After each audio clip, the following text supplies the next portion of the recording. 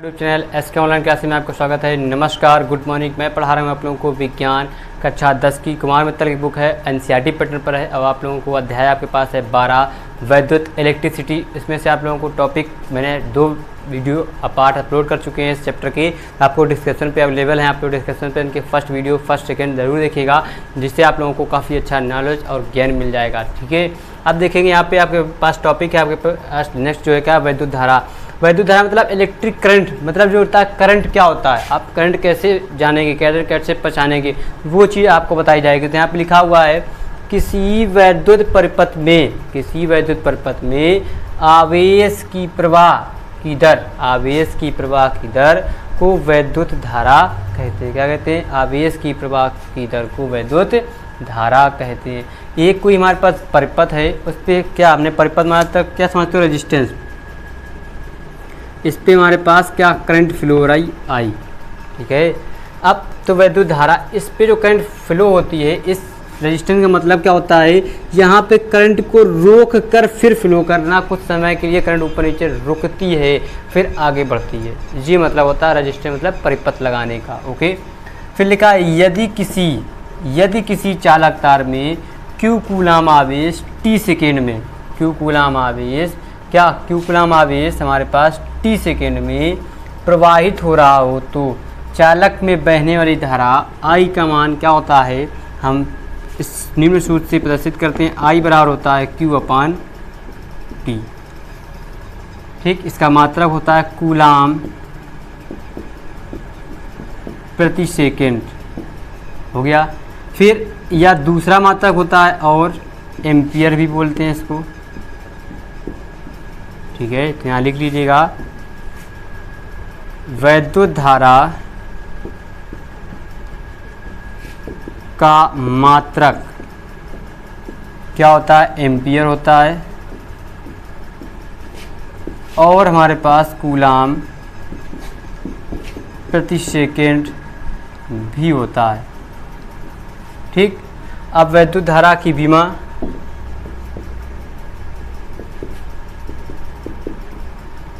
धारा की विमा जो होती है हमारे पास क्या होती है, Q की विमा होती है T और समय की विमा होती है T। तो क्या बचेगा, सिर्फ A होती है। समझ पाए? तो वैद्युत धारा क्या होता है, किसी विद्युत परिपथ में आवेश की प्रवाह दर को वैद्युत धारा कहते हैं। या यदि किसी चालक तार में Q आवेश t सेकेंड में प्रवाहित होता है, तो उसे वैद्युत धारा कहते हैं। आप लोग इसको नोट कर लीजिए, इसको नोट डाउन कीजिए, फिर इसके आगे आपको बताते हैं आगे क्या चीज़ आने वाली है। आपके पास बहुत ही इंपॉर्टेंट चीज़ें आपको बोर्ड में लिखा के आपको बताई जा रही हैं। आप लोग टेंशन मत लीजिएगा, बहुत आसान है, ठीक है।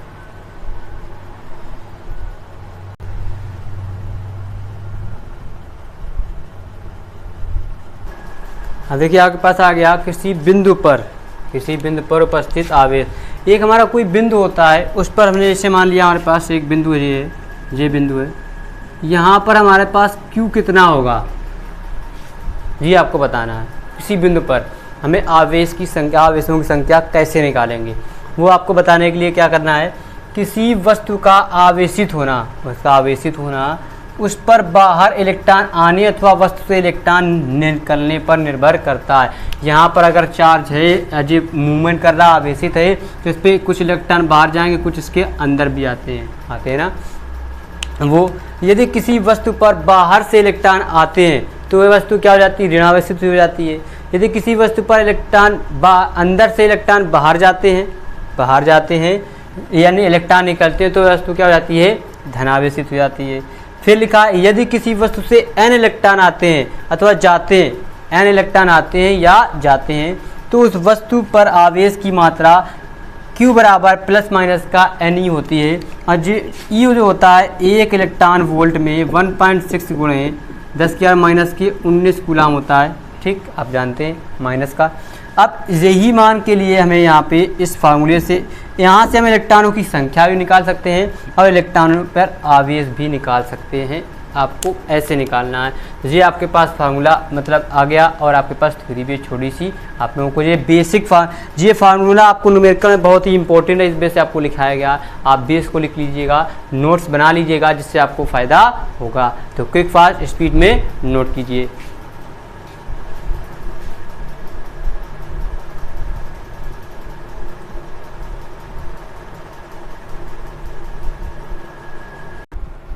अब देखिए आपके पास कुछ जो है विद्युत परिपथों में कुछ जो उपकरण हैं और उनके किरण आरेख कैसे यूज करे जाते हैं, किस प्रकार वोल्टमीटर, एमीटर और क्या होता है आपके पास ये विद्युत परिपथ का स्रोत, ये सारी चीज़ें यूज कैसे की जाती हैं, इनका उपयोग कैसे, इनको के बारे में आपको जानना है और इनके बारे में पता होना चाहिए, क्योंकि आपको एमीटर का यूज कहाँ होता है।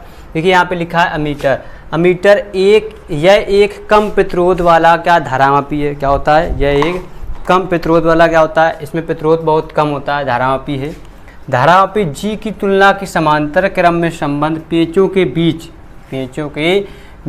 एक कम प्रतिरोध का मोटा तार जिसे शंट कहते हैं जोड़कर एमीटर बन जाता है। ठीक है, मतलब क्या आता है, जो पतले होते हैं उनके बीच में मोटा तार जोड़ दो तो उसमें क्या है, एमीटर का मतलब वो एमीटर काम करने लगता है, शंट बन जाता है। उस पर हमारा क्या होता है, प्रतिरोध स्लो मोशन में फ्लो होने लगता है उस जगह पे। जैसे कि आपको यहाँ पे दिख रहा होगा, यहाँ से यहाँ पे इस गैल्वेनोमीटर के बीच में हमने एक शंट मतलब क्या मोटे तार वाला प्रतिरोध हमने क्या जोड़ दिया, तो यहाँ पे करंट प्रतिरोध जो हो जाएगा हमारे पास क्या हो जाएगा, बहुत ही कम हो जाएगा। फिर लिखा है, ये मोस्ट इंपॉर्टेंट आपके पास लाइन है जो आपके इन्वर्टेड काम बंद है, लिखिए जिस चालक में प्रवाहित धारा जिस चालक में हमारे पास धारा प्रवाहित होती है, जिसमें हमारे पास जो चालक होता है चाहे अलग प्रतिरोध होता है, प्रतिरोध में जो धारा प्रवाहित होती है फिर धारा की माप करनी होती है, जिसमें धारा मापना होता है, धारा मापी जाती है, तो एमीटर को उस चालक तार की श्रेणी क्रम में जोड़ देते हैं। इससे चालक में प्रवाहित संपूर्ण धारा एमीटर में भी प्रवाहित होने लगती है, जिससे हमें क्या एमीटर पे धारा पता चल जाती है चुटकियों में कि हमें क्या इस पे करंट कितनी फ्लो हो रही है। समझ पाए? अब जी एक और जो मोस्ट इंपॉर्टेंट है आपके पास पॉइंट, जो एमीटर को हम जोड़ेंगे कैसे, एमीटर को कनेक्ट कैसे करेंगे, तो वो भी बताना, वो भी जरूरी है। ये तो आप जानेंगे कि धारामापी के बीच प्रतिरोध शंट लगा देने पर प्रतिरोध कम फ्लो होता है, और इसमें क्या होता है जो जिस पर धारा जिसको ना जांचना होता है जहाँ पर हमें धारा को, तो वहाँ पे श्रेणी क्रम पे क्या हमें क्या चालक तार पे हमें क्या एमीटर लगा देते हैं तो हमें धारा पता चल जाती है। लेकिन इसको जोड़ते कैसे हैं, जोड़ने के लिए क्या होता है, एमीटर जोड़ते समय इस बात का ध्यान रखते हैं कि इसका जो धन टर्मिनल होता है सेल, वो धन टर्मिनल पे ही जोड़ते हैं, ना कि ऋण धन कर देते हैं, धन धन पे और ऋण ऋण पर, पहले धन प्लेट की ओर ही तथा ऋण टर्मिनल सेल ऋण टर्मिनल की ओर ही जोड़ते हैं। जैसे जी आपके पास एक बैटरी लगी हुई है, जी हमने एमीटर लगा दिया, जी हमारे पास रेजिस्टेंस फ्लो हो रहा है, जी ऐसे जी प्लस जो बड़ा वाला साइन होता है वो क्या होता है हमारे पास प्लस का होता है, और छोटा वाला होता है माइनस का। तो जो एमीटर होगा वो प्लस वाला इधर होगा और माइनस वाला इधर होगा, ये रेजिस्टेंस हो जाएगी, जी हमारे पास क्या हो जाएगी, बैटरी। ठीक, तो ये इसको बोलते हैं चालक तार, क्या बोलते हैं, चालक तार। समझ पाए एमीटर का यूज क्या होता है, एमीटर को आप समझे, नहीं समझ में आया तो आप फिर इसको नोट्स बनाइएगा, फिर पढ़िएगा और वीडियो को फिर से पीछे देखिएगा, आपको समझ में 110% आ जाएगा। ठीक है, पूरा फुल पे फुल डिटेल में आपको पूरी चीज़ लिख के बता दी गई है, तो आप लोग नोट कर लीजिए एमीटर। अब आगे पढ़ेंगे वोल्ट मीटर का यूज कैसे करते हैं। ठीक है, जल्दी से नोट कीजिए, क्विक फास्ट।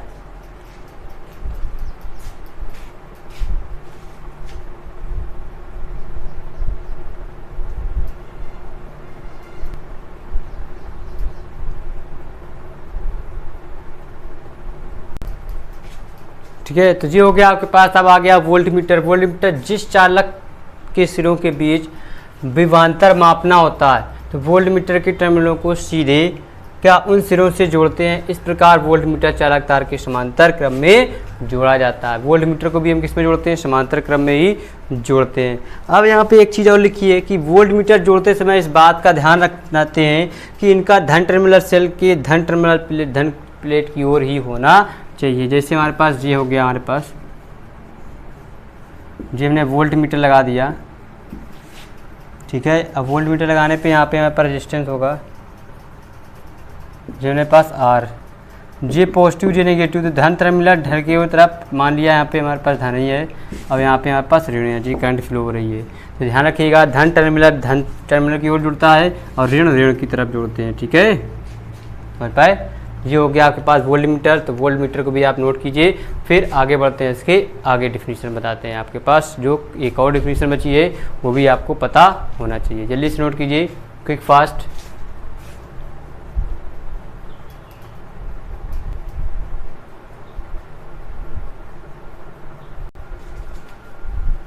अब आपके पास आएगा ओम का नियम, टॉपिक है आपके पास